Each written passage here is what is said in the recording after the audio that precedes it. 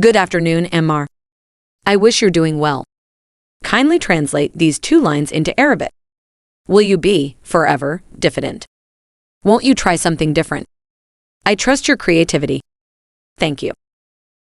اللي بتقول عليه الست ده ما تقولوا لنا حاجة يا جدعان، أي كلمتين بس هو على طول، يعني أخوكوا مزنوق. Good afternoon, Ammar. I wish you're doing well. Kindly translate these two lines into Arabic. Will you be, forever, diffident? Won't you try something different? I trust your creativity. Thank you. إذن المطلوب منا ترجمة السطرين إلى اللغة العربية. Will you be forever diffident? Won't you try something different? نبدأ مع الجملة الأولى. Will you be forever diffident? هذه الجملة سؤال لأننا نلاحظ علامة استفهام في آخرها. واضح.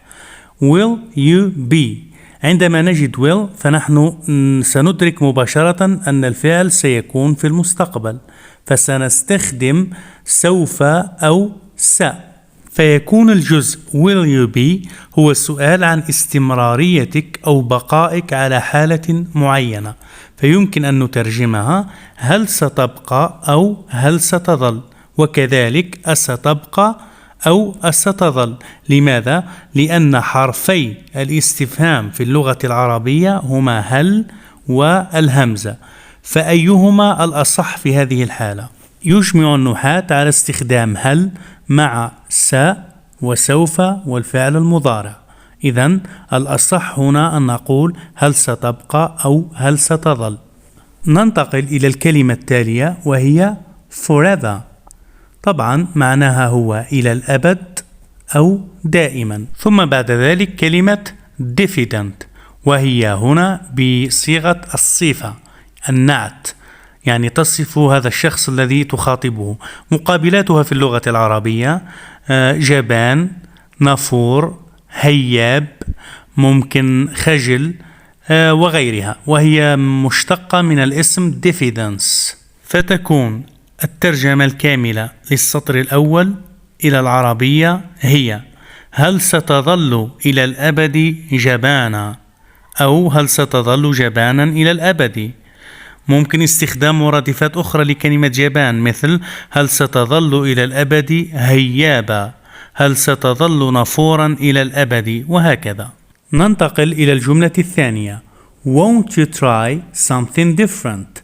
الجملة أيضا سؤال لأنها تنتهي بعلامة استفهام، لكنها بدأت ب won't التي هي contraction أو صيغة مختصرة للعبارة will not، بمعنى أن الجملة منفية. ويجمع النحاة على أن الاستفهام عن شيء منفي يكون باستخدام حرف الاستفهام الهمزة وليس هل. ثم بما أن الجملة منفية فيجب أن أختار أداة النفي المناسبة.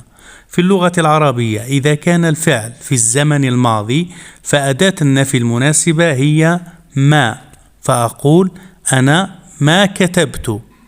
أما إذا كان الفعل في المضارع فأداة النفي المناسبة هي لا، فأقول أنا لا أكتب. وإذا كان الفعل في المستقبل فإن أداة النفي المناسبة هي لن، فأقول أنا لن أكتب. بالعودة إلى الجملة نقرأ won't you، و won't كما أسلفنا هي اختصار للتركيبة will زائد not، و will تعني المستقبل، إذن سنستخدم أداة النفي لن. أداة الاستفهام الهمزة زائد أداة النفي لن، فنقول ألن. هذه هي ترجمة won't you. الكلمة التالية هي try وتعني يجرب أو يختبر، فنقول ألن تجرب، ألن تختبر. تليها كلمة something التي قد تترجمها بالمقابل المباشر شيء ما، لكن بالعودة إلى السياق يمكن أن تترجمها بهيئة أو حالة. لماذا؟ لأن كلمة diffident المذكورة في السطر الأول تعبر عن حالة الشخص أو هيئته، فهو جبان وهياب، وهذه صفات للحالة. إذن كلمة something هنا أترجمها بكلمة حال. وأخيرا كلمة different التي لديها مقابلات عدة في اللغة العربية، منها مختلف أو ثان أو آخر أو جديد إلى آخره.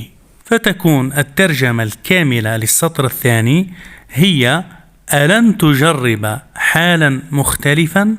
ألن تجرب حالا آخر؟ ألن تجرب حالا جديدا إلى آخره. إذن إليكم الترجمة الأولية: هل ستظل إلى الأبد جبانا؟ ألن تجرب حالا مختلفة؟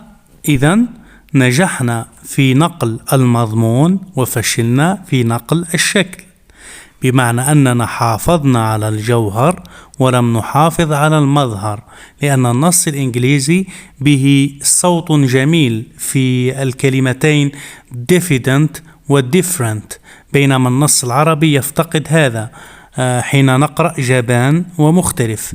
فما العمل في هذه الحالة؟ يجب أن نستحضر مرادفات لكلمة جبان وكلمة مختلف، بحيث نبحث عن تلك التي يكون فيها يعني نفس التأثير الصوتي. من مرادفات كلمة جبان لدينا هياب ونافور، ومن مرادفات كلمة مختلف لدينا ثان آخر وجديد، وكما نلاحظ لا توجد قافية بين كل هذه الكلمات. لكن لو استخدمنا كلمة جديد مكان كلمة مختلف فنقول ألن تجرب حالا جديدة، فهنا يمكن أن نفكر في كلمة يكون لها نفس القافية مع كلمة جديد، وفي نفس الوقت تكون مرادفة لكلمة جبان، وهي كلمة رعديد.